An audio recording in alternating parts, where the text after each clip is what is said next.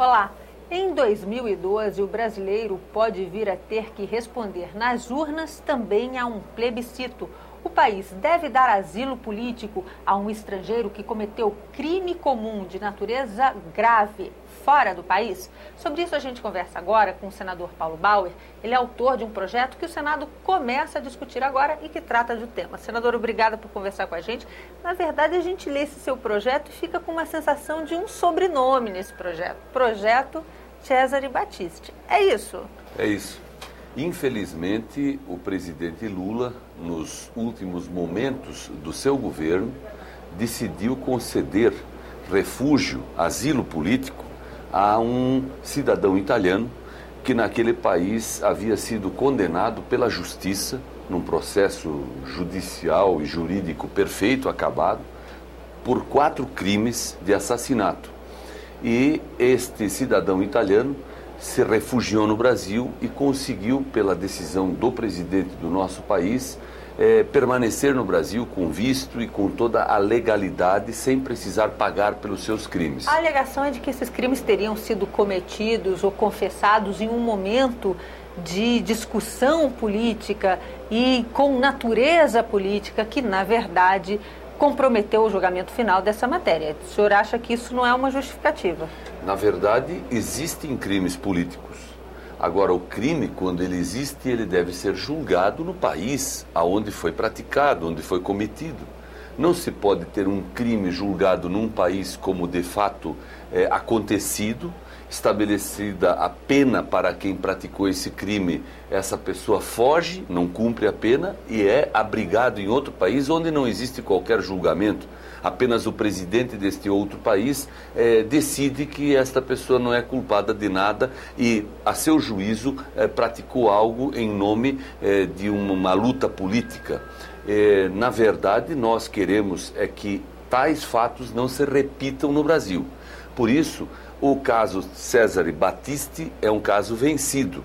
Não há como voltar atrás. Ele está praticado, embora haja uma série de questionamentos jurídicos, até porque o Superior Tribunal Federal se manifestou de uma forma diferente daquela que o presidente adotou para tomar sua decisão. Mas o que nós queremos é saber se o povo brasileiro, se a sociedade brasileira quer que isso aconteça de novo, ou aceita que isso aconteça de novo. Por isso, o plebiscito vai permitir que todos os brasileiros, na eleição, como você já disse, se manifestem. Pessoa que cometeu crime comum, de natureza grave, tipo assassinato, sequestro e coisa parecida, lá no país dele, se conseguir chegar no Brasil, vai poder requerer aqui um asilo ou não? Se o povo brasileiro disser que não quer criminosos aqui, obviamente que o presidente da República, do momento ou do futuro, não poderá mais conceder. E com isso o senhor imagina que possa haver uma pressão até para a revogação de um asilo, no caso, por exemplo, desse controverso italiano? Naturalmente que a concessão já praticada, ela poderá ser revista a qualquer momento. Aí vai depender da manifestação da presidente da República, no caso a presidente Dilma Rousseff, se deve ou não deve revogar. Essa é uma decisão que cabe a ela. Nós não estamos perguntando no plebiscito sobre o Cesare Battisti, nós estamos perguntando sobre o conceito da concessão do asilo à pessoa estrangeira.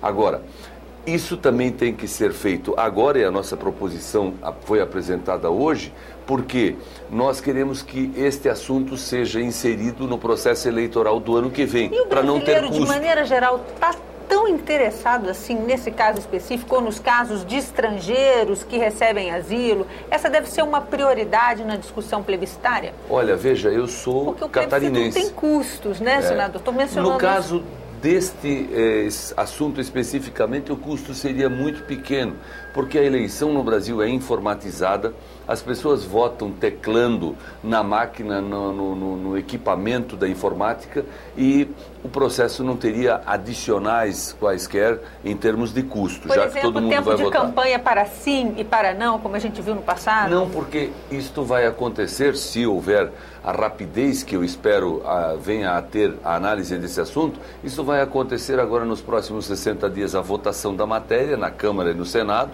e depois, uma vez autorizado o plebiscito, no ano que vem, nas eleições municipais, quando vamos escolher vereadores e prefeitos, a gente já decide isso como uma terceira pergunta que se fará na urna eletrônica. Agora, é muito importante dizermos o seguinte: nós apresentamos esse assunto porque o povo brasileiro, por natureza, um povo que quer justiça, um povo que quer seriedade na administração pública e que principalmente quer ter uma boa imagem no estrangeiro. O país precisa ter uma imagem. Não adianta o Brasil ficar crescendo, se desenvolvendo economicamente, alcançando grandes níveis e altos níveis em várias áreas sociais, educacional, de saúde, seja o que for, até de criminalidade, reduzindo-se a criminalidade, quando de repente nós somos vistos lá no exterior como um lugar para refúgio de bandido. Quer dizer, criminosos de qualquer lugar no mundo, se quiserem um lugar onde poderão conquistar uma tranquilidade, vão para o Brasil. O brasileiro tem que decidir, não o presidente da República, se quer isso ou não. E nós temos, sim, dificuldade de explicar para os italianos. Já existiu notícia de que o italiano não viria jogar na Copa do Mundo. Eu sou de Santa Catarina, um estado onde 60% dos descendentes de imigrantes são italianos. Eu vejo a comunidade italiana no meu estado se sentir, de certa forma, desconfortável por esse fato. Nós temos grandes negócios com a Itália, exportamos muito para aquele país. E o senhor acha que esse episódio comprometeu especificamente sem dúvida. Essa relação? Se não comprometeu de forma prática, mas comprometeu gravemente o sentimento de irmandade, o sentimento de amizade do italiano para com o brasileiro.